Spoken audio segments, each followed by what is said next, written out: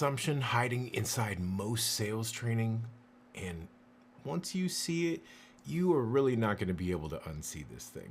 It's the reason some reps sound polished, use all the right lines, memorize the rebuttals, hit the script, but they still feel like they're trying to close a refrigerator by arguing with the thermostat. Because most sales training teaches persuasion, like the person across from you is basically a stimulus response machine, or some type of a smart ape. Push this button, trigger this emotion, use this pattern, create urgency, stack social proof, handle the objection, close. And look, this all works to some degree. Behavioral science is real. Loss aversion is real. Framing is real. Status quo bias, real. Reactance, real. Cognitive dissonance, real. But here's the bigger question. What kind of creature are you actually selling to? Is it a smart ape? Or is it a child of God? That's the part most people never stop to think about. Because if your model of a human being is too small, your sales process is also going to be too small. That's where this gets really interesting. Because there are really two types of people, or two types of ways to look at people in sales. One view says people are biological algorithms with urges, impulses, survival wiring from the illusion of evolution, social conditioned, and a bunch of ancient hardware trying to make it through modern life. The other worldview says that people are more than that. They're made in the image of the Creator. They're rational, moral, meaning-seeking beings. They don't just want to survive. They want truth. They want coherence. They want dignity. They want their decisions to line up with who that they believe that they are. And if that second view is closer to reality, then persuasion is not mainly about pushing the right psychological buttons on that smart ape. It's about helping a person resolve the war between what they know, what they fear, and what they know they should do, but they don't. That's a whole different game. That's not manipulation. That's diagnosis. That's leadership. That's real influence. And ironically, it also closes better. Because let me say something that might sound controversial. The best salespeople don't merely exploit human bias. They speak to something higher than bias. They don't just hijack emotion.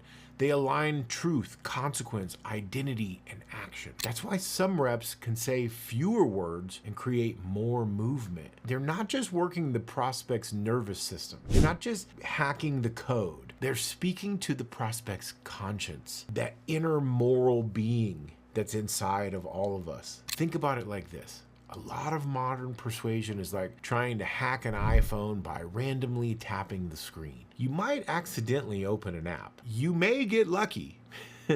But if you understand the operating system, everything changes. And I think a lot of sales training understands taps, but not the operating system. It understands triggers, but human nature goes beyond just those triggers. My hypothesis is that System 1 and System 2 thinking is not from the Creator a flaw. I believe that in our world of so many different variables, all of the different things that can be happening, all the noise, all the random chaos that happens around us, that we have to have the ability to do instinctual thinking. And that then creates these errors. So those heuristics, that instinctual thinking, that those click-run responses, as Cialdini would call them, right? Those create the ability for there to be error in our decision making. That's just how it is. But without that ability to do that fast, intuitive thinking, we would be paralyzed. If we had to use our System 2 actual thinking before we acted in any situation, well, you can all see that would be just ridiculous. Before we cross the street, there would be so many variables for crossing the street that it would take us an hour to figure out how to cross the street. So understanding human behavior, but not being, scratch that. See, that's the itch. Now here's the payout. The person you're talking to is not just a wallet with cortisol. They're not just a mammal in a Patagonia vest. They are not just an ape with a payment method. They are a meaning creature. They need their decision to make sense morally, rationally, socially, and emotionally. That is why people buy. That is also why people stall, because indecision usually isn't a lack of information. It's a conflict inside the person. One part says, this is the right move. Another part says, but what if I regret it? One part says, this solves a real problem. Another part says, but what will people think? One part says, I know I need to change. Another part says, I don't want to admit I waited too long to change. Now we're in the real world of persuasion, not the shallow version, the real version.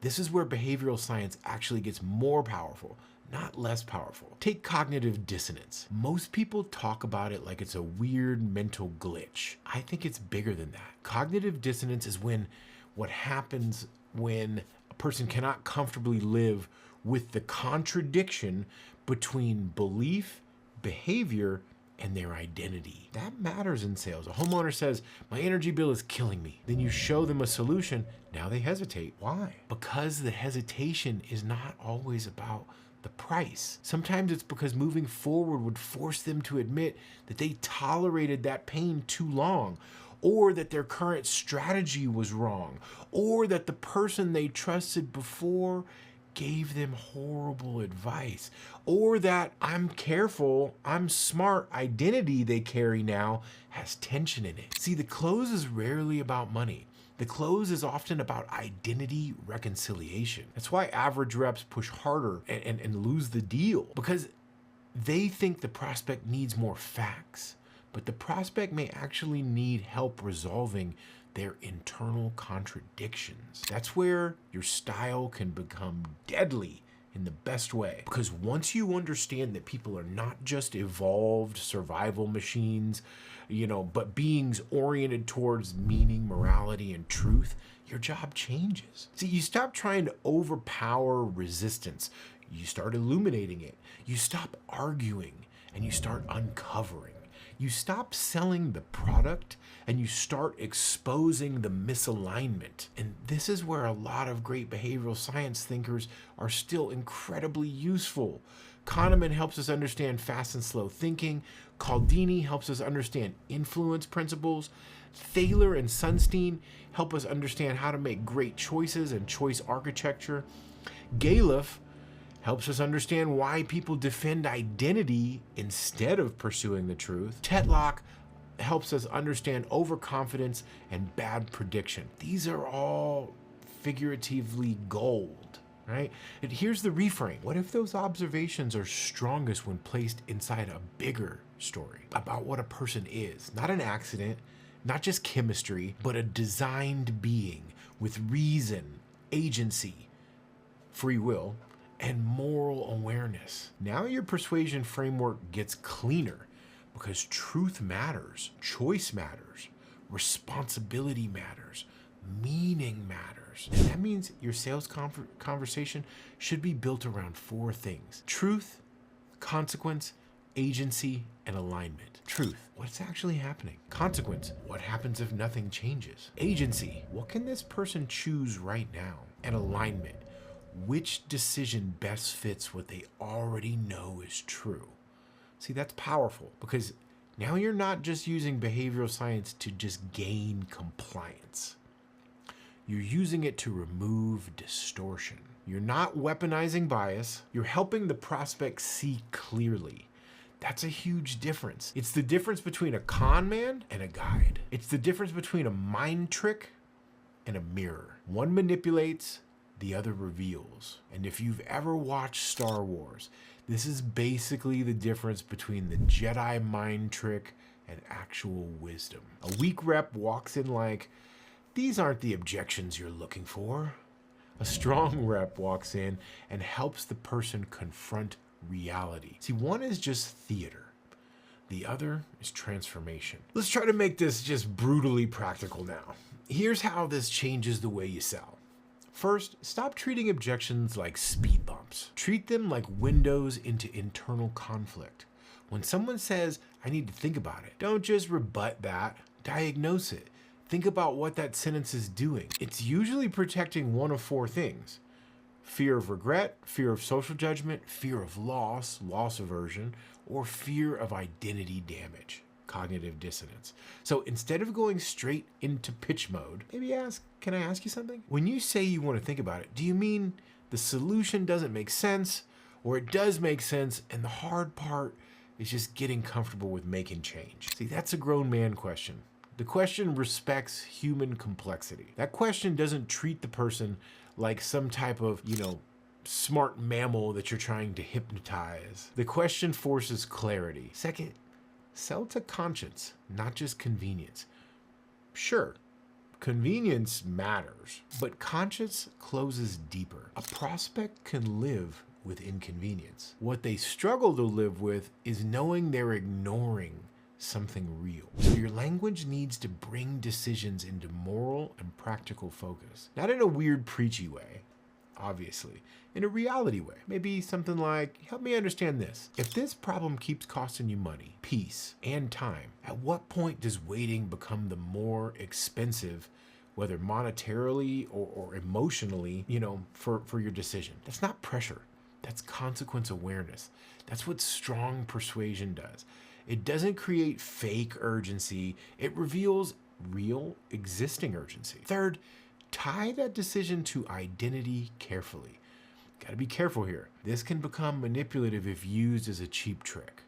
But when done honestly, it's powerful because humans don't make decisions in a vacuum. They make them as fathers, mothers, owners, leaders, protectors, providers, stewards. So when the truth supports it, you can ask, you strike me as someone who usually handles things early instead of waiting until they get worse. What makes this one different? That question works because it calls the person up, not out. It appeals to who they believe they are. Fourth, let's reduce the noise. One reason people stall is not because they need more options. It's because their internal courtroom already has too many attorneys talking. The spouse, the neighbor, the brother-in-law who watched 3 YouTube videos and now thinks he's an expert. Their own fear, their past bad experiences, their uncertainty, their pride, their loss aversion, that nasty thing called status quo bias, staying the same. So don't add more chaos. Create decision hygiene. Make the choice simpler, cleaner, and easier to defend. Something like, let's narrow this down. Based on what you said matters most, lower cost, less risk, and solving it correctly the first time, which of these options is the best fit? That is persuasion with structure. It's not forcing, it's guiding. Now let me do the old objection inoculation. I know what some people are thinking. Here we go, you're just dressing up religion in sales language. Or aren't you just cherry picking behavioral science and stapling God on top of it? Or why can't we just use psychology without bringing theism into it? Fair questions.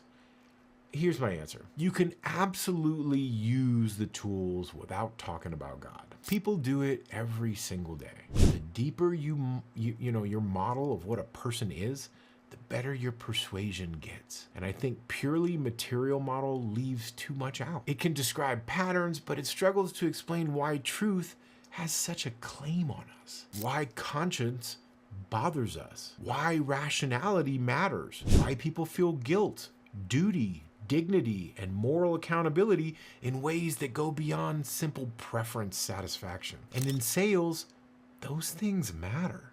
I mean, a lot. Because the biggest decisions people make are rarely just economic. They're existential. They touch fear, stewardship, responsibility, regret, trust, identity. So no, I'm not saying throw out behavioral science. On the contrary, I'm saying put it in a bigger frame. A frame where humans are not just clever animals to be managed, but image-bearing creatures to be understood. And if that sounds lofty, good, because a lot of salespeople need a loftier view of the people that they are talking to. Too many are still trying to close like they're training pigeons in a Skinner box. Button, pellet, button, pellet, button, pellet, close. Meanwhile, the best closers in the world are dealing with something far more profound. A human being who wants to make a decision they can live with. A human being who wants the truth without being humiliated. A human being who wants to act with confidence and not feel foolish. A human being who wants their decisions to also fit reality. That's why your best conversations don't feel like persuasion at all. They feel like recognition. The prospect feels seen. They feel understood. They feel like you finally put language to the tension they couldn't explain. And when that happens, trust rises, resistance drops, movement happens, not because you outplayed them, because you helped them see. See, that's the merger.